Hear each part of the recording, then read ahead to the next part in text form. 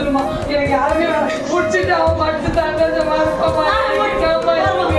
அம்மா மட்டும் வர சொல்லுமா.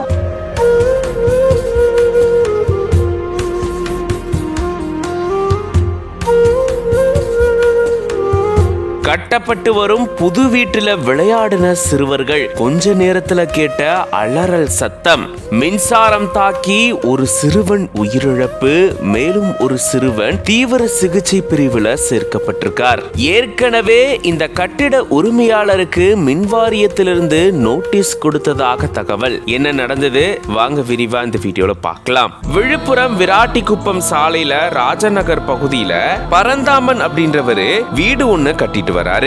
இவரு வீடுகளை கட்டி விற்பனை செய்யக்கூடிய வேலையை செஞ்சுட்டு வராரு. இந்த சூழல்ல இந்த வீட்டு பக்கத்துல வசிச்சுட்டு வராரு சிவகுமார் அப்படின்றவரு. இவருடைய மகன் கிருத்விக் அப்படின்றவரும் இவருடைய தங்கை மகனான கிஷோர் ராகவ் அப்படின்ற இந்த 2 சிறுவர்களும் சேர்ந்து புதுசா கட்டிட்டு வரக்கூடிய இந்த வீட்டுல விளையாடிட்டு இருந்திருக்காங்க. அப்போ எதிர்பாராததுமா அந்த வழியா போகக்கூடிய மின் கம்பிய சிறுவர்கள் தொட்டதா கூறப்படுது. இதுல கிஷோர் ராகவ் சம்பவ இடத்திலேயே உயிரிழந்ததா கூறப்படுது. சிறுவர்களுடைய அலறல் சத்தம் கேட்டு அக்கம் பக்கத்துல இருந்தவங்க விரைந்து வந்து பார்க்கும் போதுதான் இந்த விபத்து சம்பந்தமான தகவல்கள் தெரிய வந்திருக்கு. இதுல படுகாயமடைஞ்ச கிருத்விக்க மீட்டு உடனடியா விழுப்புரத்துல இருக்கக்கூடிய தனியார் மருத்துவமனையில அனுமதிச்சிருக்காங்க. கடந்த 6 மாதங்களுக்கு முன்னாடியே இந்த வீட்டினுடைய உரிமையாளரான பரந்தாமனுக்கு மின்வாரியத்திலிருந்து நோட்டீஸ் கொடுக்கப்பட்டிருக்கு. அதாவது இங்க வேலை செஞ்சுட்டு வந்த கட்டிட தொழிலாளர்களுக்கும் இதே போல மின்சார பாதிப்பு ஏற்பட்டதாகவும் இதை தொடர்ந்து மின்வயர்கள் பாதிப்பு இல்லாத மாதிரி இந்த கட்டிடத்தை கட்டணும் அப்படின்ற மாதிரி நோட்டீஸ் கொடுக்கப்பட்டதா கூறப்படுது.